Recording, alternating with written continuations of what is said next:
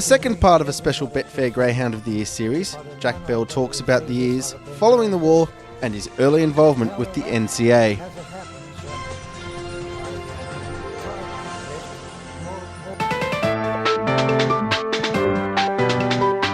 I prefer not to talk too much about it because it brings back sad memories, but I was in it for 3.5 years.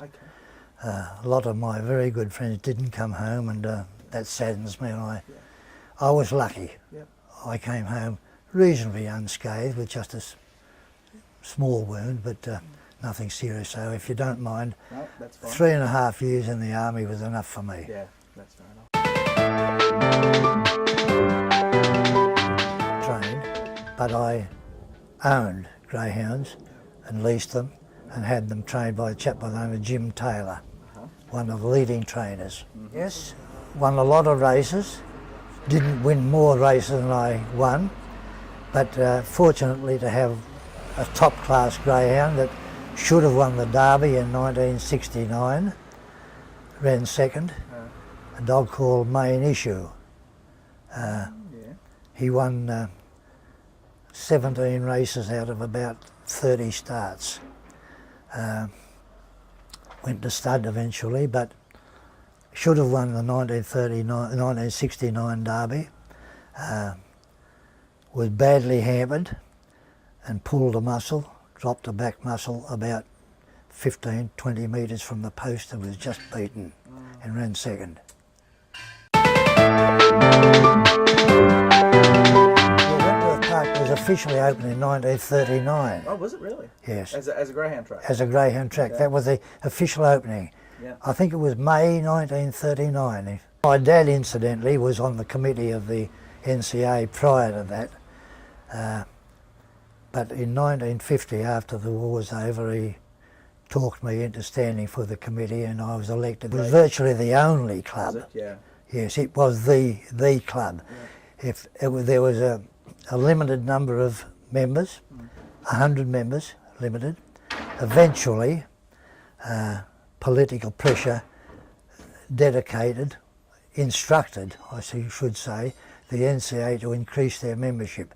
They said should be unlimited, but eventually the NCA, when I say we, I was on the committee at the time, we managed to get them to restrict it to 300 members. I was madly on promotions. A particular friend of mine, a chap by the name of Doug Phillips, also was on the committee. And we were referred to as the whippersnappers because we were youngsters. But both of us were very, very keen on promotions. Yeah. And if I might boast a little, I think I was, and with Doug, involved in pretty well every promotion that was on at Wentworth Park. Some of them you might know by name. The foot race between Ken Irvine and Michael Cleary, giving away chickens at Christmas time, bullock riding. We had the politicians riding camels, riding bullocks. The Reverend Fred Nile riding a bullock. At the dogs? At the dogs, because he was getting a promotion for his services.